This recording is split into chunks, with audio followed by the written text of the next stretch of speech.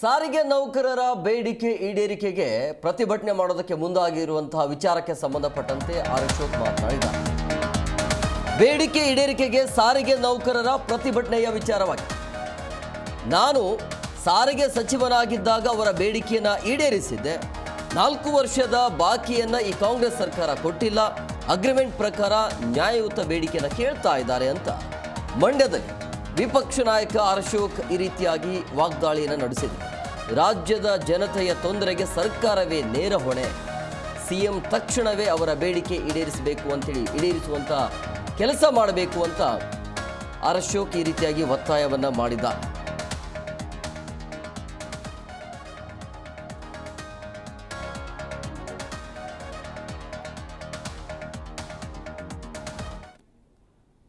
ಸಾರಿಗೆ ನೌಕರರು ಹಿಂದೆ ನಾನು ಸಾರಿಗೆ ಸಚಿವನಾಗಿದ್ದೆ. ಆಗ ಒಂದೇ ಬಾರಿ ನಾನು ಅವರಿಗೆ 400 ಕೋಟಿಗೂ ಹೆಚ್ಚು ಅವರ ಬೇಡಿಕೆಗಳನ್ನು ಈಡೇರಿಸಿದ್ದೆ. ಇವತ್ತು ಅದನ್ನು ನೆನಪು ಮಾಡ್ಕೊತಾರೆ. ಈ ಕಾಂಗ್ರೆಸ್ ಸರ್ಕಾರ ಬಂದ ಮೇಲೆ ಅವರ ಅರಿಯಸ್ ಏನಿದೆ ಸುಮಾರು 4 ವರ್ಷದ್ದು ಸುಮಾರು 283 ಕೋಟಿ ಏನೋ ಕೊಡಬೇಕು. ನನಗೆ ಕರೆಕ್ಟಾಗಿ ಲೆಕ್ಕ ಗೊತ್ತಿಲ್ಲ. 283 ಕೋಟಿ ಕೊಡಬೇಕು. ಕೊಟ್ಟಿಲ್ಲ. ಇದುವರೆಗೂ ಹಲವಾರು ಬಾರಿ ಮನವಿ ಎಲ್ಲ ಕೊಟ್ಟಿದ್ದಾರೆ, ಕೊಟ್ಟಿಲ್ಲ. ಅವರು ಅದಕ್ಕೆ ಮುಷ್ಕರಕ್ಕೆ ಇಳಿದಿದ್ದಾರೆ. ಅವರ ನ್ಯಾಯಯುತವಾದಂಥ ಮುಷ್ಕರಕ್ಕೆ ನಾವು ಬೆಂಬಲವನ್ನು ಕೊಡ್ತೀರಿ.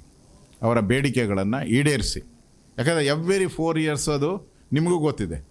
ಅದನ್ನು ನಾವು ಮಾಡಿಲ್ಲ. ಹಿಂದೆ ಅವ್ರ ಸರ್ಕಾರ ಇದ್ದಾಗೆ ಅಗ್ರಿಮೆಂಟ್ ಆಗಿದ್ದು ಪ್ರತಿ 4 ವರ್ಷದ ಮೇಲೆ 4 ವರ್ಷ ಆದಮೇಲೆ ವೇಜ್ ರಿವಿಷನ್ ಆಗಬೇಕು ಅಂತ. ಹಿಂದೆ ಕೋವಿಡ್ ಬಂದಿತ್ತು, ಆಗೋಕ್ಕಾಗಲಿಲ್ಲ. 2 ವರ್ಷ ಕೋವಿಡ್ ಆ ಸಂದರ್ಭದಲ್ಲಿ ಮಾಡೋಕ್ಕಾಗಿಲ್ಲ. ಅದನ್ನು ಅರಿಯಸ್ಸನ್ನು ಕೊಡಬೇಕು. ಇವರು ನ್ಯಾಚುರಲ್ಲಾಗಿ ಕೊಡಬೇಕು. ಅದೇನು ಎಲ್ಲ ಸರ್ಕಾರಿ ನೌಕರರಿಗೂ ಇರೋವಂಥದ್ದು ಮತ್ತು ಎಲ್ಲ ಸಂಸ್ಥೆಗಳಿಗೂ ಅದೇ ಇರೋವಂಥದ್ದು. ಸಾರಿಗೆ ಇಲಾಖೆಯಲ್ಲಿ 4 ವರ್ಷಕ್ಕೊಂದು ಸರಿ ಇದೆ.